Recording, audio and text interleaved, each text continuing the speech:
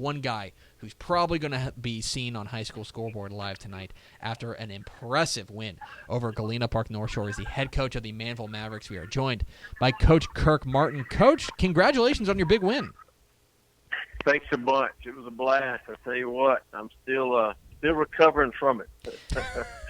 Now, you guys have tended to have Galena Park North Shore's number, but this feels like it's even bigger than the last ones. Here's a defending 6A Division I champ. You guys have dropped down to 5A, and in a lot of ways, it seemed like you guys beat them at their own game.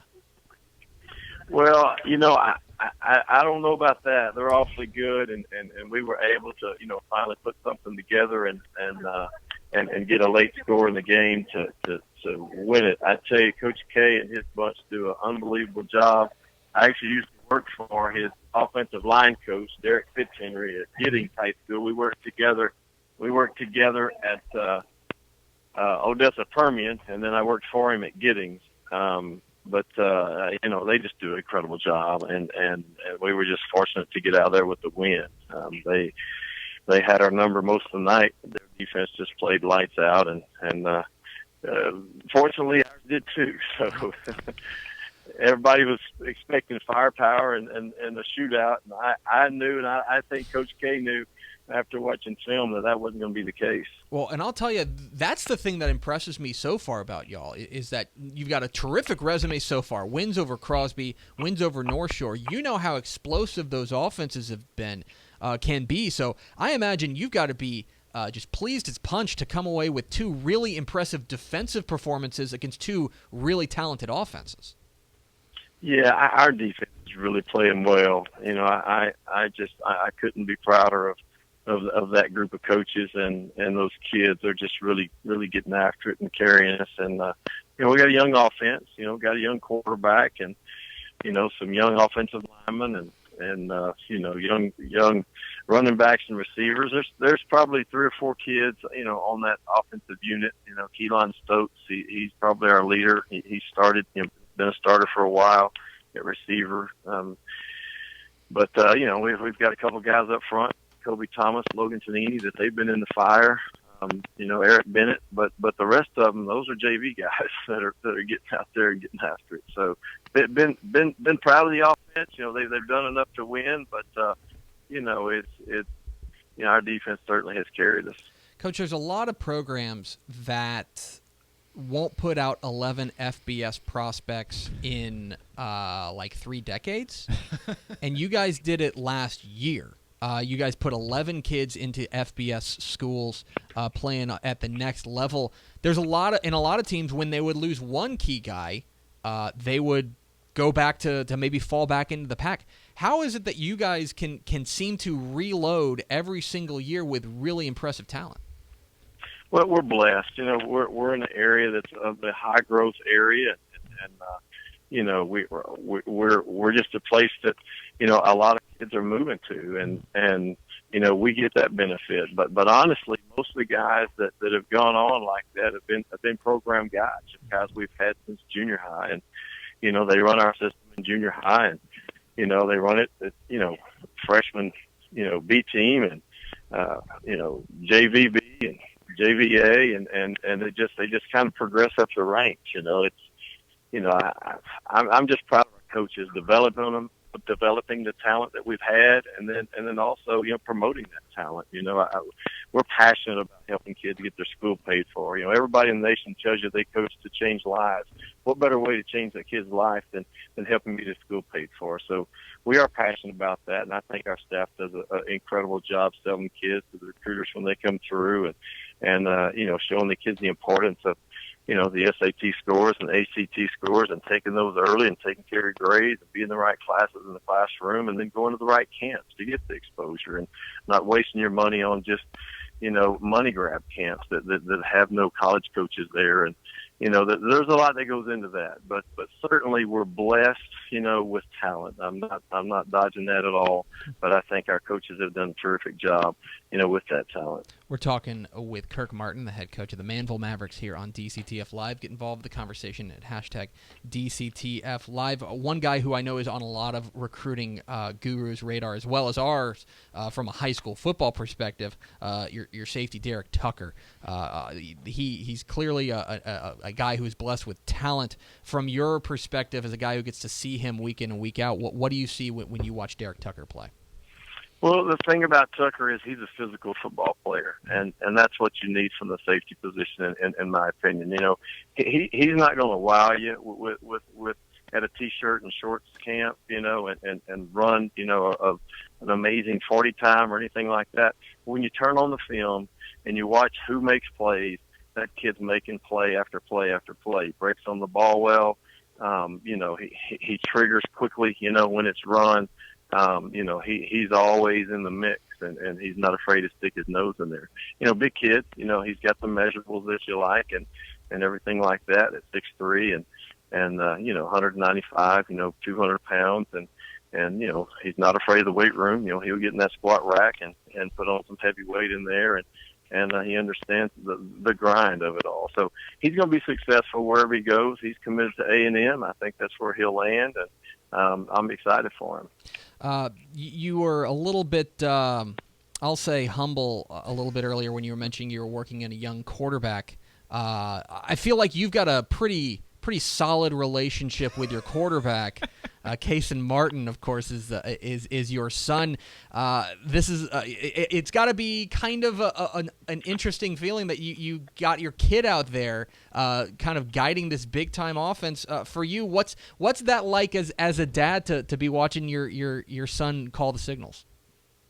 Well, you know, I'm just blessed. I mean, I don't know any other way to say it. You know, right now I'm actually in Denton, Texas, watching my daughter play volleyball for Lubbock Christian.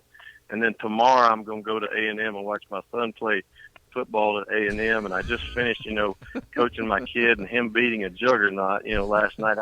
I'm telling you, it's a fairy tale I'm living. I'm blessed. You know, Cason's a good player. He's a lot different than his older brother and Kirk Martin, but Cason is a kid that, you know, he's been with me since he's been able to, you know, tie up his cleats. I mean, honest to God, I coached his, you know, 6-year-old flag football team. And we used our terminology for our quick game, and we threw quick game when he was 6. And so he's been running this stuff forever. I mean, he knows my offense inside and out, and he coaches me every once in a while too. You know, when he was little, you know, heck, he's in 7th grade and he goes, Dad, why aren't you throwing this, or why aren't you doing that, or, you know, how come he didn't hit the uncovered on this play? I'm like, dude, you're worse than the people in the stands, man. What's wrong with you? You know, get off me a little bit, you know. But we've got a good relationship. I'm probably too hard on him at times, you know. I told somebody, you know, the other day, I said, you know, I'm sleeping with my quarterback's mom. You know, fortunately, you know, it's my wife. And he told me if I want to keep sleeping with her, that I better ease up on him a little bit. So I backed off a little bit. You know, she told me, look, you're going to ruin your relationship with your kid if you don't back off a little bit. And it's tough. You know, he's the quarterback. You know, He's got to be, you know, have control of the offense and, you know, perform well for us to do well. And I thought he's handled it pretty good. Both teams that we've played have brought a ton of pressure. You know, there's been some unbelievable athletes that he's faced, and for a 16-year-old kid to go out there and, you know, lay it all out on the line for his team and having to follow up, you know, the likes of Derek King and you know, Kyle Trask, and even before that, Shane McCarley, and before that, you know, every starting quarterback at Manvel has gone on to play Division I football, and so he's got huge shoes to fill. And I'm not trying to make him be somebody else. I just want him to be himself, and you know, take what they give us and be smart with the football, and he's going to be good before it's all over. You know, he's just young and hasn't been in the fire yet. But the fire he's been in, the 2 he's been in, were pretty darn hot. And so I'm proud of how he has responded these first 2 weeks. And you're going to continue to keep him in the fire as this week or next week you guys travel to Pearland to take on another really talented squad. I know why you schedule like this, because you've got to get through a very tough district, but my goodness, Crosby. why. I'm glad you know, because I don't know why I schedule like this. Hey, my mama drove 10 hours from Lubbock, Texas to watch me coach last night and watch her grandson play. And, she's battling cancer, and it's an incurable cancer. And it was a fairy tale for me to get her to see her grandson play like that. But, I was complaining before the game, dadgum, Mom, they're really good. And I wish y'all would have picked a different game and, one that we would probably win. And I just don't know if we're going to. She said, no, look here, big boy. She said, you wanted them, so you got them. You're the one that scheduled this game. Now put on your big boy britches and let's go. So she's awesome. Listen, so I'm excited, to get to coach a great bunch and coach against unbelievable coaches and it don't get no easier with Pearland this week. We open up with an unbelievable Crosby team and then take on the juggernauts of North Shore, and then you go to Pearland and take on those guys. And, I scrimmaged Brenham and Decaney, and those ain't no slouches either. So these last 5 weeks, we're going to be able to take a breath after Pearland, because we've got an open week, and it's going to be much needed. So hopefully we can get it together and have a good showing against Pearland. And one more question, Coach, before we'll let you get back to important stuff. You mentioned that you're heading to College Station tomorrow. Of course, your son, Kirk Martin, fighting Texas Aggie. What are you thinking about tomorrow's game? UCLA, Texas A&M. I've got to do my college picks later, so I'd appreciate some advice. I'll go ahead and pick it for you. Aggies are going to win, right. and I'm going to tell you why they're going to win. They're going to win because of the 12th man. The quarterback at UCLA put it out there that he didn't think it'd be any louder than any other stadium. Once you get to 50,000, it's not that big a deal.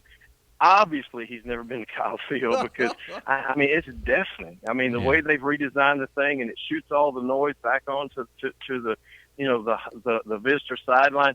He has no clue. I've been in there when people couldn't even get the snap, and it ain't no different at Texas. It's not. Those big, LSU, whichever big time state, don't poke the bear. That would be my advice to that dude. So I'm gonna go ahead and tell you right now, Aggies are gonna win. And that D-line is going to go off. There's going to be multiple sacks, and they're going to be the difference in the ball game. You heard it here first, folks. Guaranteed. Right. Lock it in. Yeah. Call your bookie. It is Texas A&M over UCLA. He is the head coach of the 2-0 Manvel Mavericks, Coach Kirk Martin. Coach, appreciate your time. Congratulations on the win, and good luck. Hey, good luck the rest of the way, my friend. My pleasure, man. I just couldn't be happier to be visiting with you guys and all y'all do for high school football, man. It's a pleasure and a joy. Thank you. We're happy to do it. Thanks, Coach.